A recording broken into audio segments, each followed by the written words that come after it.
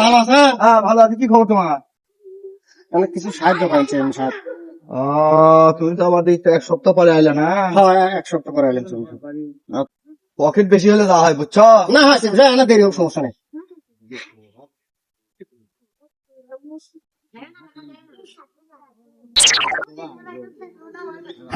ধরো 1000 টাকা আছে, মনে কিছু জান করো না।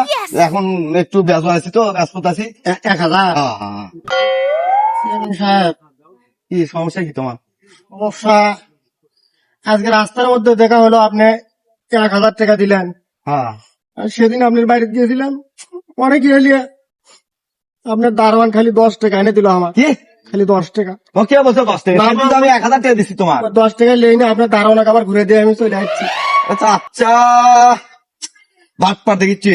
হ্যাঁ আপনি কত দিছিলেন? 1000 টাকা দিছিলাম আমি সেদিন। আমার দেয়নি, আমার খালি 10 টাকা দিয়েছে। মনের দুঃখে আপনার দারোয়ানকে 10 টাকা দিয়ে পরে থেকে যদি আমার বাড়িতে আসো বুঝছো, ওই দারোয়ান টারোয়ান কাকু জিজ্ঞেস না করে তুমি শুধু সরাসরি আমার সঙ্গে দেখা করবে। তাহলে আমি ওই দারোয়ানের সাথে আর ইয়ে করবো না। না। যদি আমার পুরাতন হয় তাহলে আমি একটু সরাসরি আপনার সাথে দেখা করবো। যাচ্ছি আমি, আল্লাহ আপনি ভালো করুক। এলে ঘটনা হচ্ছে কি, এরা আসলে কি কুমার বুঝছো।